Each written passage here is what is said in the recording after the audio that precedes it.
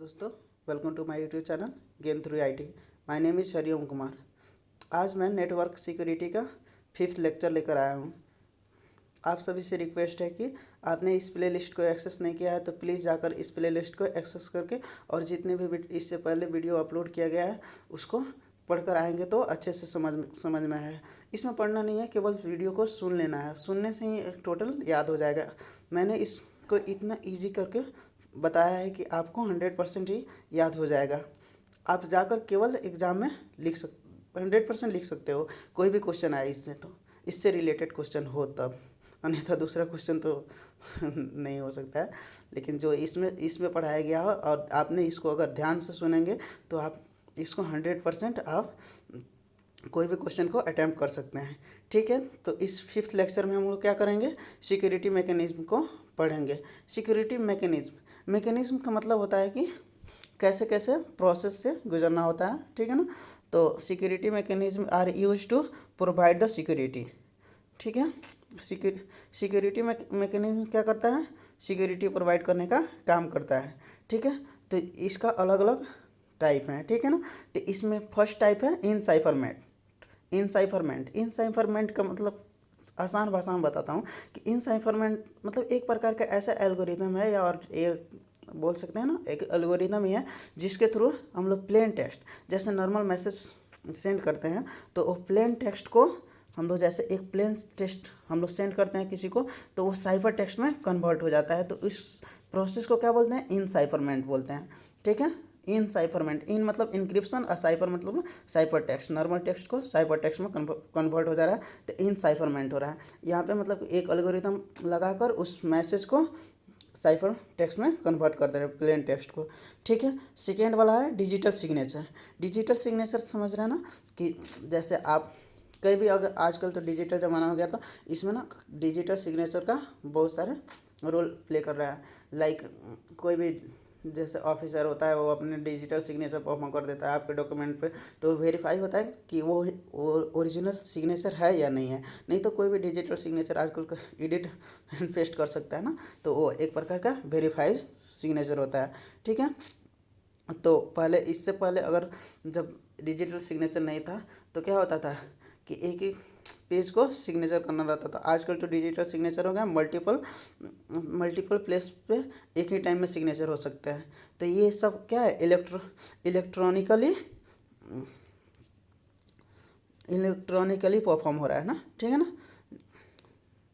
और ये वेरीफाई भी हो रहा है, इन जैसे डिजिटली वेरीफाई हो रहा है, इलेक्ट्रॉनिकली छोड़िए ना, डिजिटली समझ में आएगा इजीली। ठीक है ना, तो it means by which the sender can electronically sign the data and the receiver can electronically verified the signature. ठीक है ना, सेंडर मतलब कि जो भी आपका जो ऑफिसर है वो क्या कर दिया, डायरेक्ट सिग्नेचर मतलब कि डिजिटली सिग्नेचर कर दिया, और जो रिसीवर है जैसे मैं हुआ, मेरा कोई डॉक्यूमेंट बन रहा है तो वो उसमें मतलब कि वेरीफाई सिग्नेचर आना चाहिए, नहीं तो वो कहीं भी डॉक्यूमेंट वैलिड नहीं रहेगा। ठीक है ना, तो कोई तो इसके अंदर लॉजिक होगा।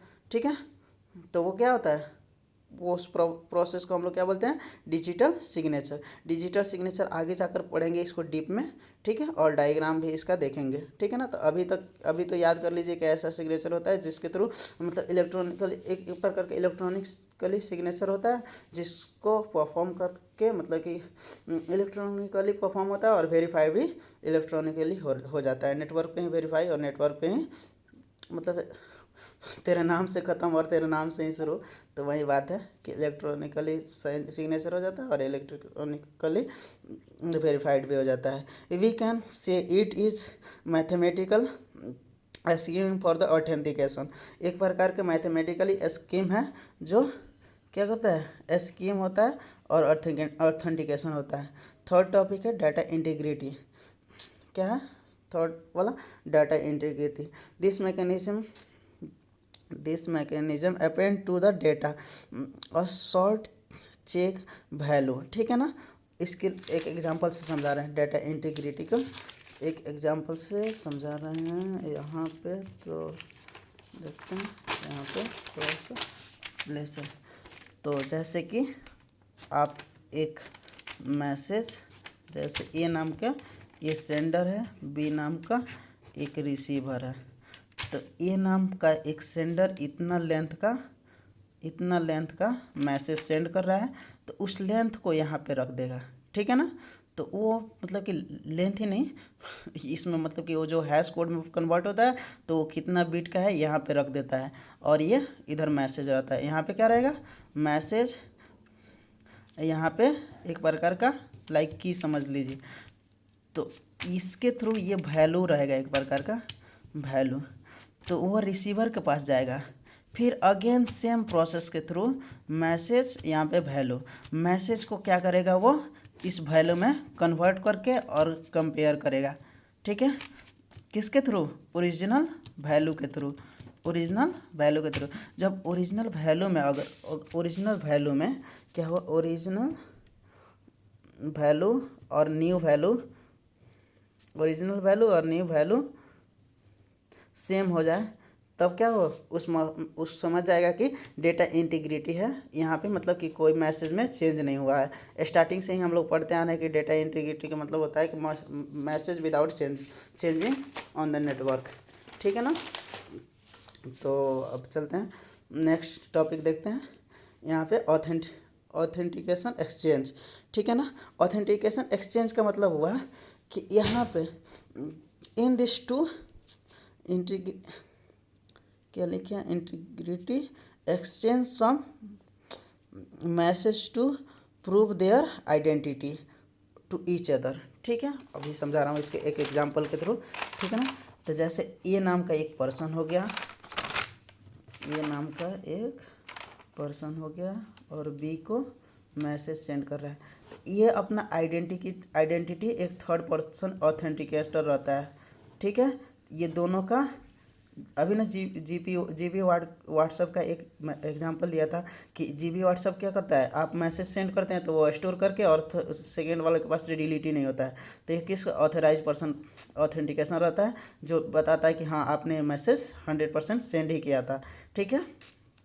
तो क्या होता है कि ये बताता है श्योरली कि आपने मैसेज चेंज किया था, आपने डिलीट किया था और आपने मैसेज सेंड किया था, ठीक है। और इसके बाद फिफ्थ टॉपिक है ट्रैफिक पैडिंग। ट्रैफिक पैडिंग मतलब सिंपल भाषा में कहना कि आप मैसेज के साथ कुछ और एक्स्ट्रा बिट ऐड कर रहे हैं, ठीक है। तो वो क्या कहलाता है, ट्रैफिक पैडिंग। जैसे कि मैसेज सेंड किया था ABC और XYZ, और उस मैसेज में ऐड करके B के पास सेंड कर देंगे। जिस तरह हम लोग ऐड करते हैं उसके साथ वो पैटर्न सेंड किया जाता है, तो वो ईजिली रिसीवर डिक्रिप्ट कर लेता है और उसको पता चल जाता है, ठीक है। Thank you for watching this video. अभी तक आपने इस प्लेलिस्ट को एक्सेस नहीं किया है तो प्लीज़ लास्ट रिक्वेस्ट है कि आप जाकर इस प्लेलिस्ट को एक्सेस कर ले और इस वीडियो को लाइक कर ले और मेरे चैनल को सब्सक्राइब कर ले, ताकि और मोटिवेशन मिले इस वीडियो को और प्लेलिस्ट को कंटिन्यू रख सकें। Thank you.